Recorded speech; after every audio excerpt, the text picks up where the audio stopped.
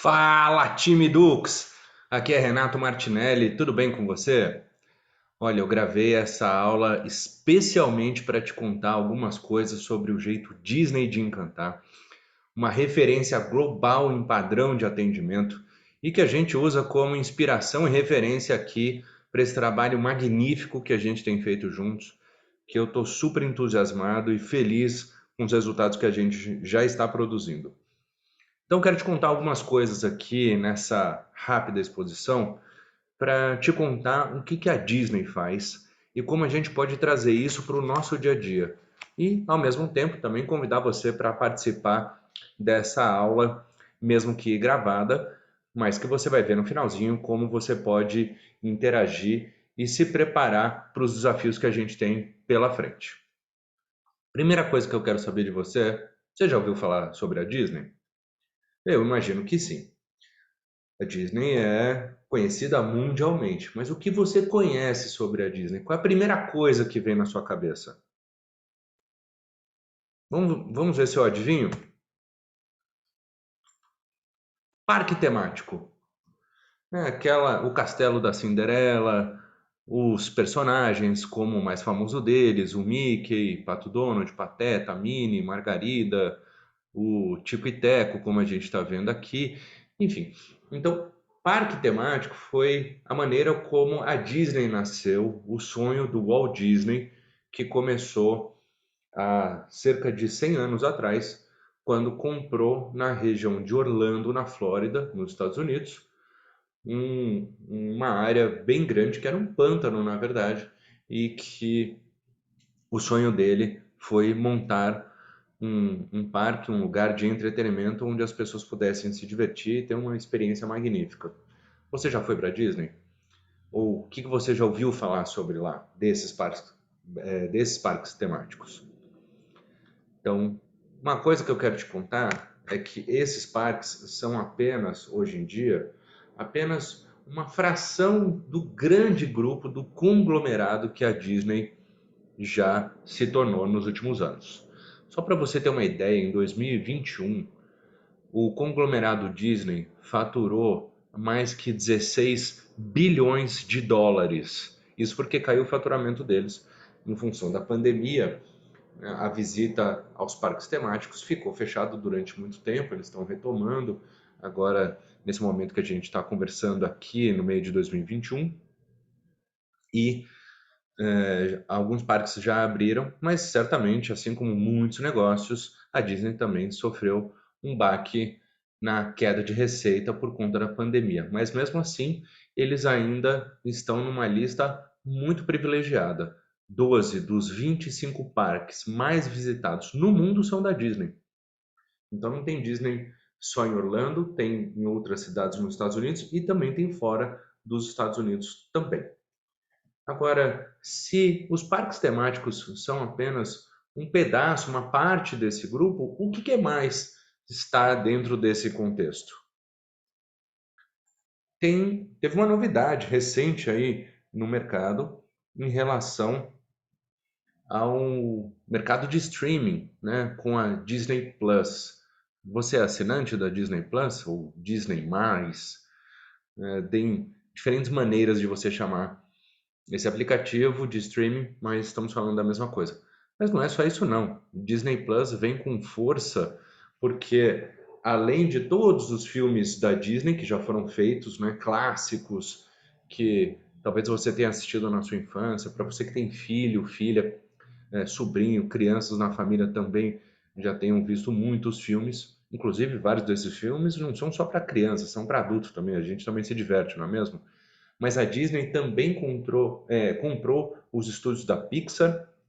E não sei se você sabe, mas a Disney também detém todos os filmes da Marvel, a franquia do Star Wars e a Nat Geo, National Geographic. Então, todos os filmes, toda a produção que já foi feita e que virá a ser feita, né, de Marvel, de Star Wars, por exemplo, dos desenhos da Pixar, já pertencem há um certo tempo à Disney. Então, isso aí já dá para ver o tamanho deles. Agora, não é só isso não. Por exemplo, canais de TV. Então, também, além de NetGeo, a Fox e a ESPN também pertencem ao grupo Disney, assim como os próprios canais como Disney XD, Disney Junior, Disney Channel. E se você acha que acabou o entretenimento, tá longe disso. Ainda tem a Rádio Disney e tem as músicas e os musicais que foram produzidos, seja para filmes como High School, assim como as músicas clássicas, né? Acho que todo desenho tem essas músicas que marcaram época, né? Uma das últimas, toda vez que eu lembro do frio, eu lembro da Frozen, por exemplo, sabe? Então, aqui a gente consegue lembrar de produções musicais da própria Rádio Disney, que também está em muitos países. Mas não acabou. Eles ainda têm dezenas de hotéis, alguns deles próximos ou dentro dos parques temáticos, para gerar uma melhor experiência para os seus clientes. Há também cruzeiros. A Disney tem navios próprios para fazer o cruzeiro da Disney. Então aqui a gente pode até identificar nessa foto alguns elementos aqui do Mickey Mouse e das cores, né? Além de centenas de lojas espalhadas mundo afora, seja dentro dos parques temáticos quanto também fora. Então a Disney tem um faturamento crescente ano a ano com essa diversidade de negócios e todos eles têm uma premissa: trabalhar o entretenimento, a fantasia, a experiência encantadora, a ponto até de virar uma referência nesse encantamento de clientes. O livro O Jeito Disney de Encantar Clientes passa a ser uma referência gigante para organizações de todo mundo, e aqui para a gente da Dux não é diferente. Também usamos a Disney como uma inspiração positiva para a gente entender como é que a gente pode gerar uma melhor experiência para os nossos clientes, mesmo sendo empresas, mas que, querendo ou não, não é de empresa para empresa o negócio, né? Quando a gente fala, mas eu estou no B2B. Não, você é de pessoa para pessoa, sempre é de pessoa para pessoa. A questão é a gente perceber como a gente pode melhorar cada detalhe, cada situação, cada possibilidade de atendimento para a gente conseguir encantar, tanto quanto a Disney consegue fazer com seus clientes, com seus visitantes, com seus consumidores, com as pessoas que consomem seus filmes, seus vídeos, suas músicas e assim por diante. Então, tem uma grande base aqui, né, para todos nós, que é entender a partir desse jeito Disney a nossa meta de surpreender em cada detalhe e encantar o cliente em cada experiência. Isso virou um mantra da Disney e também virou uma referência para muitas e muitas organizações no mundo. Então a gente também vai se inspirar nesse modelo. Agora, até aí tudo bem, sabemos que Disney é um padrão de atendimento global, né? Muito se fala de forma positiva a respeito deles, mas qual é o segredo? O que que acontece? Qual é o passo a passo? O que que eles fazem de tão bom que a gente pode trazer para a nossa experiência? Então, é isso que eu quero te contar aqui a partir de agora. Esse jeito Disney de encantar começa primeiro com cumprimente com entusiasmo. Porque, gente, vamos combinar que cliente não gosta de pessoa que está do outro lado da linha, mal-humorada, baixo astral, down. É, claro que todos nós temos desafios, temos ansiedades, preocupações, angústias, etc.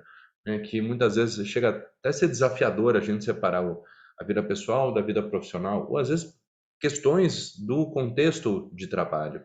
Mas quando a gente atende o telefone, quando a gente tem a oportunidade de falar com o cliente, a gente precisa trazer no nosso tom de voz, na nossa energia, no nosso jeito de atender, esse entusiasmo, essa felicidade de estar ali, de poder ajudar o cliente a tomar melhores decisões. Eu penso que esse é um grande e importante papel de todo mundo que está na área comercial ou que lida diretamente com o cliente. Não estou ali para vender, não estou ali para fechar negócio ou conseguir mais um pedido.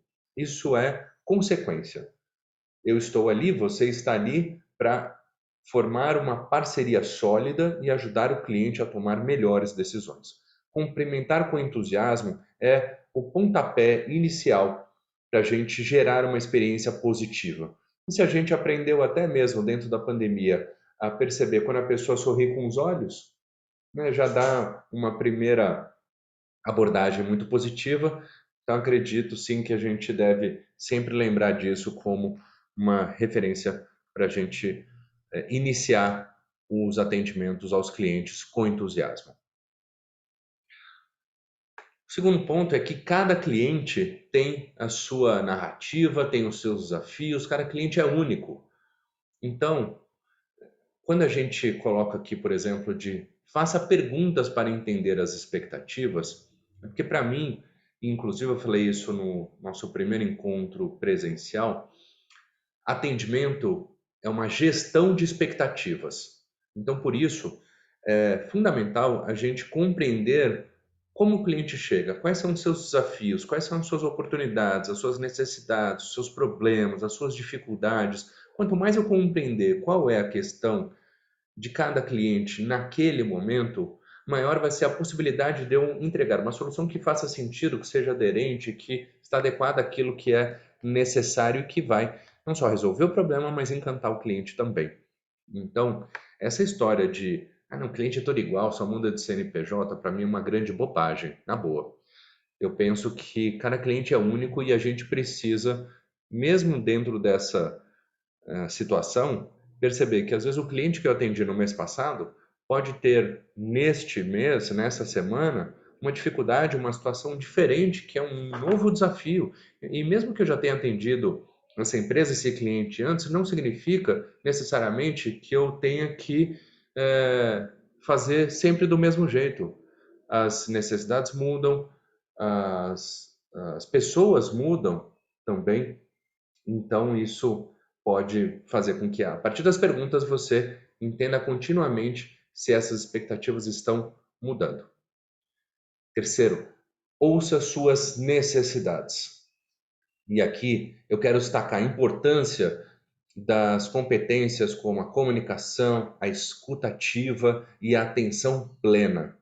Então, significa que para ouvir muito bem e compreender as necessidades do cliente, é bem necessário que você pare de ser multitarefa, de, sabe, WhatsApp, telefone, e-mail, mas fazendo um monte de coisa. Presta atenção, se conecta com o cliente, esteja inteiro, inteira naquele momento. Quando o cliente liga para a gente ou manda uma mensagem, seja de aplicativo de mensagem, seja no e-mail, essa pessoa confia na gente, espera da gente uma resposta, espera que a gente entenda essas necessidades. Sabe, é como se a gente fosse numa consulta médica, né, e aquele profissional de saúde não tivesse nem aí com a gente, tivesse, sei lá, rascunhando, fazendo desenho no papel enquanto a gente está falando. Sabe, isso não é legal, né? A gente não vai se sentir bem atendido, importante, relevante. Então, ouvir as necessidades também demanda atenção plena e escutativa. 4. Proporcione atendimento imediato e explique como atender a demanda. As pessoas, especialmente dentro desse nosso mercado, elas estão cada vez mais impacientes, intolerantes à espera. Todo mundo quer ser atendido de forma urgente, mesmo que não tenha tanta pressão por tempo. Agora, várias vezes, como você sabe melhor do que eu aí desse outro lado, né, as demandas são sempre para ontem, para anteontem, não é? Então, proporcionar esse atendimento imediato demonstra minimamente para o cliente como é que você já está super atento a essas questões de timing, de prazo de resposta, né, de você conseguir, em pouco tempo, já mostrar como é que você consegue atender essa demanda, entregar essa solução, mostrar possibilidades alternativas de como lidar com aquela demanda que o cliente traz. Né? Porque às vezes o cliente vem com uma ideia. Não, eu quero, por exemplo, aéreo. Eu quero, precisa ser do ponto A para o ponto B. Mas às vezes dentro do que o cliente traz para a gente, não é possível todas as condições. Não são possíveis todas as condições. Então, por isso aqui é mostrar as possibilidades até para o cliente sinalizando para você o que faz mais sentido, o que é legal, que está adequado com o que o cliente mais necessita em termos de solução logística. 5. Mantenha a linguagem adequada e comunicação frequente. Então, perceba que tem algumas pessoas que você vai conseguir lembrar que você consegue ter uma comunicação mais informal. Não que seja naquela broderagem, né? Mas que você consegue ter uma conversa mais leve, mais suave, né? Mais tranquila. Sabe aqueles clientes que são conversadores, que gostam de bater papo, que de alguma maneira podem ter ter uma conversa muito boa com você? Ótimo. Tem alguns clientes que são mais formais, são mais fechados, né? Outros que adoram ser chamado de senhor, senhora, etc. Sabe? Então, entenda qual é a linguagem adequada para cada perfil de cliente, mas mantenha uma comunicação frequente. Não só porque o cliente espera isso, mas é porque isso demonstra atenção, demonstra que você está atento às necessidades, né? E antes do cliente cobrar uma posição, um retorno, você já toma iniciativa mantendo esse follow-up atualizado, né? Para que o cliente seja positivamente surpreendido com mensagens suas. Sexto, preserve a experiência mágica. Ou seja, o que você pode fazer para encantar, para fazer mais, para fazer melhor? É uma palavra que eu gosto muito, que eu provavelmente já falei nos nossos encontros, é o capricho. Sabe, fazer com um nível de atenção, de cuidado, de requinte, sabe, de tal grandeza, de tal sofisticação, que isso vai fazer com que essa experiência continue sendo muito agradável, muito positiva, a ponto, por exemplo, até de fazer com que o cliente volte. Acho que uma das melhores maneiras de mostrar que o cliente está feliz é que ele entre em contato de novo, ele recompra, ele indica, ele faz com que a gente tenha uma ampliação dessa relação, dessa parceria. E sétimo, entenda como pode surpreender de forma positiva. Então, às vezes, dar uma resposta mais rápida, ou às vezes já preparar uma documentação, ou você dizer que já está atento ao booking, às informações de aeroporto. Por exemplo, teve um problema em algum aeroporto, fechou, teve um problema na logística do navio. O que você se antecipou? O que você fez? Como é que você já conduziu a solução para esse cliente? Então, tudo isso pode ser bastante desafiador, por um lado, mas por outro, né, à medida que eu fui explicando aqui essas 7 possibilidades da gente trazer para o nosso dia a dia o jeito Disney de encantar, acredito que você também tenha lembrado de algumas situações ou se inspirado para refletir sobre o seu trabalho, a sua contribuição e como você pode estar mais próximo desse jeito Disney de encantar na sua atividade profissional. Então, para isso, quero te fazer um convite. Logo depois dessa aula, eu vou colocar um link na sequência para você responder essa pergunta para mim numa pesquisa online, num site, que é como transformar o nosso jeito de atender no padrão Disney. Eu quero ouvir você com exemplos concretos, reais do dia a dia, como a gente já faz isso ou a gente pode melhorar o que faz para estar mais próximo desse jeito Disney de encantar clientes. Fechando aqui essa aula, especialmente gravada para você e para todo o time da Dux, eu fecho aqui com uma frase que eu gosto bastante do Walt Disney. Sem dúvida, ele é uma pessoa que tem várias frases inspiradoras, mas eu trouxe uma outra aqui que eu acredito que está mais conectada com o contexto de atendimento. Faça o que você faz tão bem que aqueles que o vejam fazer o que você faz voltam para ver você fazer de novo e queiram trazer outros para mostrar o quão bem você faz aquilo que faz.